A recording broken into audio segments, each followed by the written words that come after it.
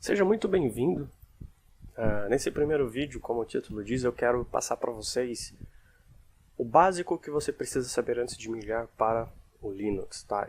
Eu anotei aqui, né, em um arquivinho de texto, 8 itens que é muito importante. Tá? São itens importantes.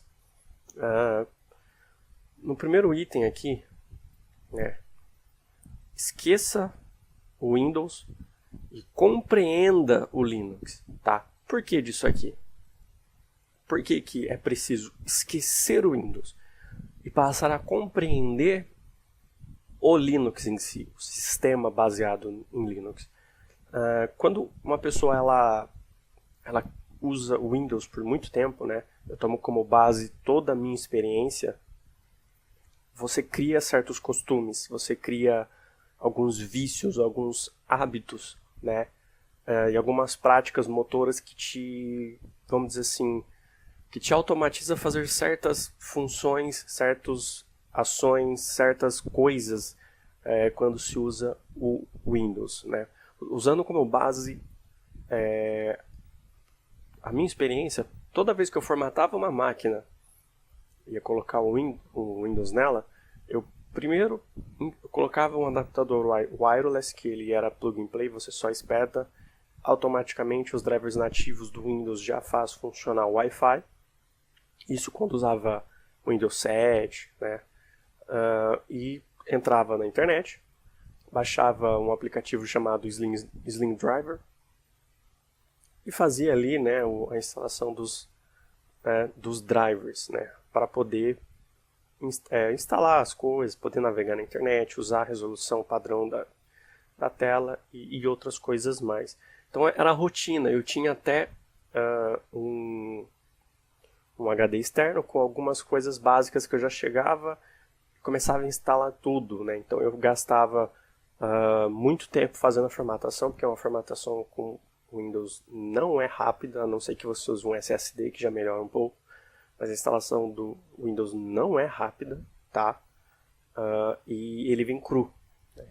Hoje a gente tem o Windows 8, 8.1, Windows 10, que ele já vem com uma série de pacotes padrão e já faz essa configuração para você, deixar pelo menos o necessário do básico funcionando, tá? Depois você vai ter que instalar tudo do mesmo jeito, porque no Windows ou você tem as coisas sempre mais atualizadas ou não funcionam como desejado. Então você cria alguns hábitos, né? E quando você vem para o Linux é diferente. Então você tem que começar a compreender como funciona o Linux, né? Então assim, como primeiro passo, você tem que compreender o Linux, tá? Então como funcionaria? Assim que você instala, ele já vem com todos os drivers funcionando, tá?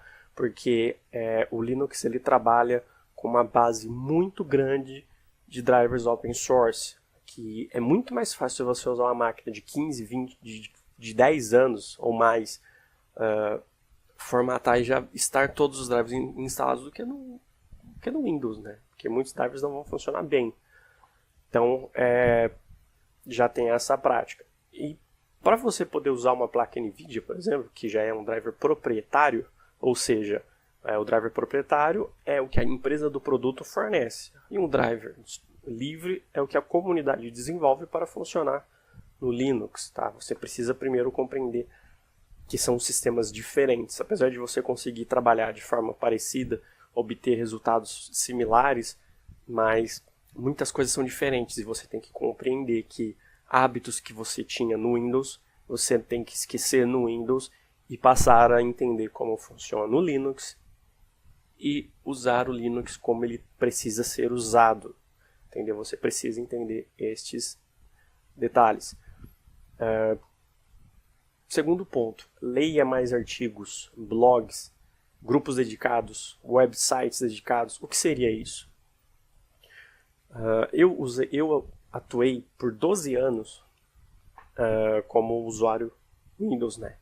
Fui professor, atendi ONGs, dei aulas e tudo mais. E no Windows você só passa para frente conhecimento. Quem usa o Windows, você aprende uma gama de informações, você adquire uma certa quantidade de conhecimento sobre aquilo e você só vai empurrando para frente. é mínimo o desenvolvimento do conhecimento em Linux se você for apenas um usuário, tá? Então, quando se trata do Linux, você tem que ler, você tem que entrar em artigos, você tem que aprender, você tem que ver as atualizações, porque o universo Linux é recheado de atualizações diárias e constantes, tá? Tudo está sempre atualizado, porque é uma absurda quantidade de pessoas trabalhando ao mesmo tempo para desenvolver softwares para Linux. É uma absurda quantidade, vocês não têm noção a quantidade de empresas, de pessoas, tanto em anonimato ou não, que trabalham para desenvolver coisas para Linux. É absurdo, tá? Então procure sempre ler para aprender, entre em blogs, existem vários blogs fantásticos com muitas informações, onde o usuário ensina o usuário aprende com o usuário ajuda o usuário. É absurdo o tamanho da comunidade compartilhando conhecimento, tá? Websites dedicados, é você entrar no site do próprio Ubuntu, no site do Linux Mint, no site e buscar ver as informações que as próprias mantenedoras dos sistemas têm para te fornecer. Às vezes lança alguma coisa bacana que vai ser muito útil para você, mas é bom que você leia, é bom que você pesquise para saber o que está acontecendo. A grande diferença aqui de usuário base, né, o usuário básico de Windows para Linux é que no Linux ele adquire muito conhecimento, ele aprende muito mais, desde que ele não seja preguiçoso, né? Ele tem que buscar conhecer, aprender e desenvolver o conhecimento. Tópico 3. Participar de grupos dedicados. É muito bom você... Poxa, todo mundo tem Facebook hoje. É muito fácil você entrar no Facebook, se comunicar, fazer amizade, ter contatos com pessoas diferentes. Então, faça parte de grupos, né? Grupos fechados dedicados ao Ubuntu, Linux Mint. Não se restrinja a apenas um tipo de grupo. Entre em todos que você puder.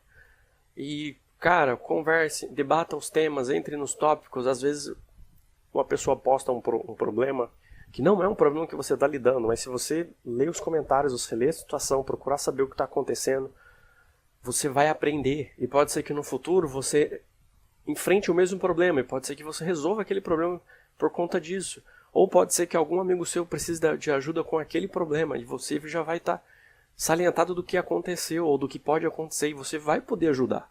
Entendeu? Então é muito bom você participar de grupos. Esteja presente em grupos, é muito bom, é muito, muito bom. Quarta coisa, pesquise sobre distribuições e as suas finalidades e focos. Por que isso? Existem dezenas e mais dezenas de distribuições Linux. Existem muitas. Você não pode simplesmente falar, eu quero instalar Linux no meu computador, sem saber exatamente o que se trata do instalar o Linux. O Linux ele é o kernel, tá? Então tem várias empresas que desenvolvem sistemas para trabalhar em cima deles, como Debian, Arch Linux, Slackware e assim por diante. Então você, usando uma distribuição que é baseada em Debian, para você instalar um programa é diferente de você instalar um programa numa distribuição baseada em Arch Linux, porque eles usam pacotes gerenciadores diferentes, né?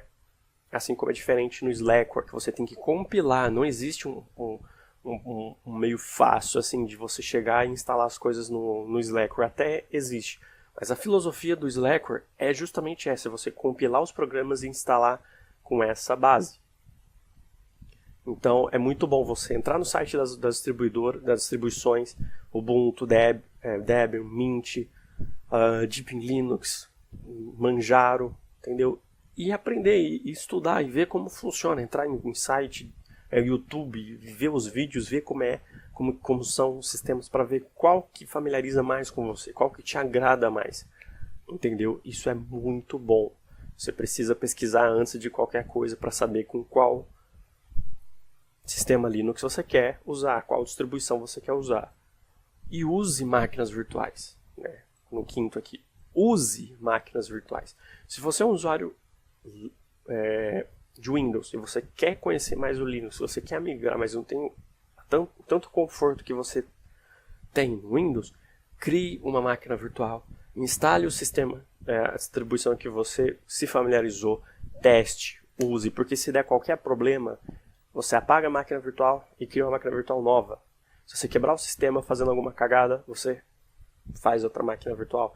É simples, é fácil, você não perde suas informações no seu computador que está rodando nativamente com Windows. Então faça máquinas virtuais e faça uso de máquinas virtuais. É muito importante isso, até você ter conforto e sentir que você está numa posição de poder mudar para o Linux sem ter, vamos dizer assim, receios de deixar o Windows para trás, se essa for a sua vontade. 6. Anote tudo que for possível e necessário. Você pode anotar à mão, no arquivo, que isso ajuda demais. Por exemplo, vamos supor que você seja como eu, que tem problema de memória. Eu tenho problema de memória, eu esqueço de muitas coisas com muita frequência. Então eu tenho um caderno que eu anoto coisas de Slackware, né? Eu tenho um caderninho que eu anoto coisa de Debian. Eu tenho outro caderninho que eu anoto coisa de Raspberry Pi, né? Porque já é uma outra arquitetura. Então eu tenho todas essas coisas à mão, porque quando eu precisar, eu tenho guardado. Se eu não tiver acesso à internet, eu tenho aqui comigo guardado tudo bonitinho para me recordar de alguns comandos, me recordar de algumas façanhas que você precisa fazer, né?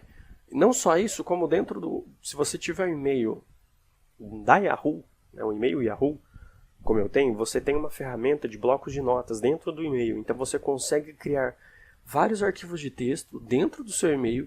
Você pode editar como você preferir, escrever o que você preferir, salvar.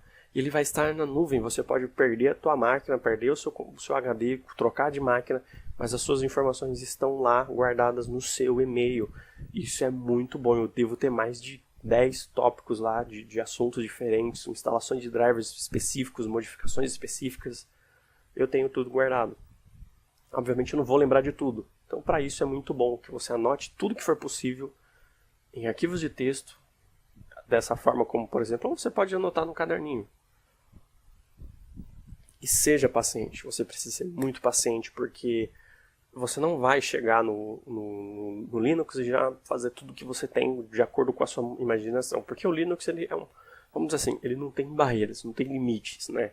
Por exemplo, se você olhar essa foto aqui, ó, lá na frente você vê as montanhas, certo? Você vê montanha aqui, outra aqui, é uma enorme aqui. O Linux é como se você olhasse para frente e não tivesse essas montanhas. Só que você não enxerga o que tem na frente, de tão longe, de tão profunda, tamanho o caminho que você pode traçar se você entrar nesse caminho de Linux e ir para frente. Você não vê o fim. Então você tem que ser paciente, dar um passo atrás do outro, agir com calma, buscar aprender, buscar ler, buscar compartilhar conhecimento conforme você for adquirindo, porque isso é o que mantém a comunidade Linux viva, né? E ter paciência consigo mesmo. Como eu falei, você vai encontrar com muitas situações em que você não vai saber o que fazer, você vai ficar frustrado e vai desistir do sistema. Então, para isso, é sempre bom você seguir todos os passos anteriores, buscar ler, buscar aprender, pesquisar as suas dúvidas no Google, pesquisar como fazer coisas, por mais que você não tenha, por exemplo, como instalar um driver AMD. Você não tem o driver AMD. Porém, é bom você pesquisar porque você vai aprender coisas novas. Isso é bom, entendeu? Isso é muito bom. E por último aqui, ó, procure adquirir e compartilhar conhecimento. Porque o que é mais rico nesse universo Linux é o conhecimento. E o que mantém ele vivo é você adquirir conhecimento e poder compartilhar conhecimento. Porque muitas pessoas estão vindo diariamente para esse universo. E muitas pessoas estão buscando aprender. E para essas pessoas puderem aprender, eles precisam... Quem tem informações para compartilhar. Então seja você esse que hoje precisa adquirir conhecimento, para que amanhã seja você esse que está a compartilhar conhecimento. Então, diante desses 8 tópicos que eu escrevi aqui, esse é o necessário básico para você começar a migrar para o Linux. Se você respeitar isso, você colocar em prática essas dicas, você vai ter sucesso em ser um usuário Linux, vai facilitar a sua vida e garanto que vai abrir portas para muitas coisas novas. Muito obrigado se você ficou até aqui. Um abraço e fiquem com Deus.